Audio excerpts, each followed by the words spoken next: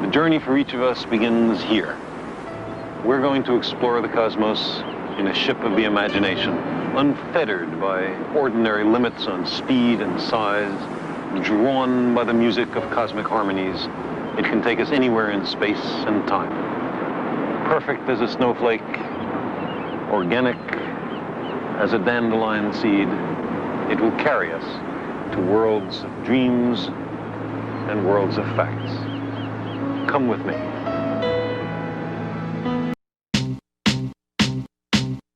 I remember when I lost my mind.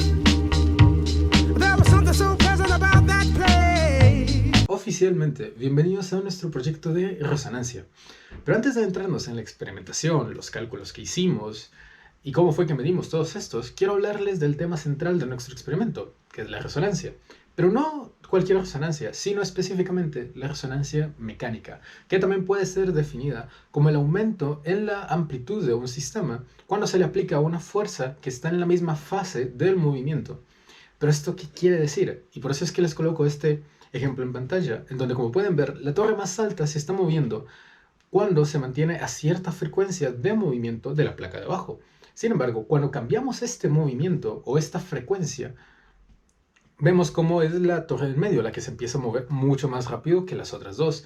Y cuando volvemos a cambiar la frecuencia una tercera vez, veremos cómo la torre más pequeña es la que termina moviéndose más rápido. ¿Pero por qué sucede esto? Como pueden ver, están hechas del mismo material y contienen el mismo peso encima de ellas. Lo único que cambia es la altura. ¿Y esto qué genera? Esto hace que las fuerzas que interactúan con cada uno de estos, tres sistemas sea distinta. Y a una frecuencia específica van a entrar en resonancia. Eso va a indicar que la amplitud empezará a aumentar y aumentar cada vez más y más, hasta que se llegue al punto de quiebre o va a continuar aumentando. Por lo menos eso sucede con estructuras físicas como tales. Pero esto no solo se puede ver en el ejemplo de una torre con una masa encima. También tenemos muchos otros ejemplos de nuestra investigación. Y se trata de un sistema masa-resorte, como el que pueden ver justo ahora en la pantalla. Este sistema se caracteriza por tener, similar al mismo ejemplo de las torres, tenemos una placa abajo que hace este movimiento aplicando una fuerza determinada a una frecuencia que se puede cambiar o se puede colocar como una constante. Luego, la masa se moverá acorde a esta fuerza aplicada por el resorte y la placa de abajo. Y cuando se entra en resonancia, la amplitud de la masa se irá aumentando y esto puede graficarse. Bueno, continuando con la siguiente parte, es necesario hablar sobre los supuestos de nuestro experimento. Debido a que el simulador no nos permite tener un factor de amortiguamiento de 0, sino el mínimo valor es 0.05 newton partido centímetro partido segundo, nosotros asumimos que este valor es tan pequeño que en el resultado final el cambio es insignificante a como si el valor de esta constante fuese 0. Está como encontramos nuestra ecuación solución. En primer lugar, planteamos la ecuación y notamos que es una ecuación no homogénea, ya que está igualada a una función. Luego escribimos la ecuación colocando como coeficiente de la segunda derivada 1 y notamos un par de cosas. En primer lugar, que el cociente entre b y m va a ser aproximadamente igual a 0, ya que b es apenas 0.05. Y en segundo lugar, que el cociente entre k y m es igual a la frecuencia angular al cuadrado. Así que la ecuación que debemos resolver la podemos escribir de esta manera. Luego pasamos a la resolución de la parte homogénea. Para esto realizamos una sustitución de y por e a la r y sus respectivas derivadas, encontrando que r es igual a más menos la frecuencia angular. Si sustituimos los datos que conocemos, encontramos que la frecuencia angular es 5.7735 y que la parte complementaria de la solución es la que se observa en el cuadro rojo. Con la frecuencia angular podemos despejar para la frecuencia que debe tener el oscilador para entrar en resonancia. Esta es 0.9189 Hz. Vamos a buscar la y particular.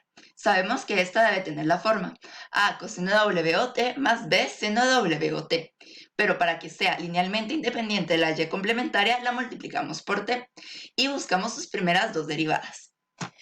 Luego sustituimos estas funciones dentro de la ecuación y al operar los términos semejantes encontramos esta ecuación de acá. Luego, a través de álgebra encontramos que A es igual a 0 y que B es igual a menos la fuerza dividido 2m por WO, de manera que la Y particular es la que se encuentra en el cuadro rojo. Esta sería nuestra ecuación con los datos sustituidos. Luego buscamos los valores de las constantes y de la fuerza. Para eso usamos algunos valores conocidos. Primero, como el sistema parte del reposo, sabemos que la posición y la velocidad en el instante cero son 0. Además, con análisis de tracker encontramos que la velocidad cuando han pasado 0.4 segundos es de menos 0.01586 metros sobre segundo. Sustituimos y encontramos que C1 es igual a 0, que C2 depende de la fuerza. De manera que nuestra función con la fuerza como variable sería esta. Finalmente, encontramos que la fuerza es de menos 0.9221 newtons y que C2, por lo tanto, es 4.6105 por 10 a la menos. Bueno, también es momento de hablar sobre la discusión de nuestros resultados. Y en esta primera gráfica, como pueden ver, tuvimos el resultado de nuestra amplitud del experimento con la masa y el resorte dentro del simulador. Como pueden ver, la gráfica se asemeja bastante a la de referencia, por lo tanto consideramos esta parte exitosa.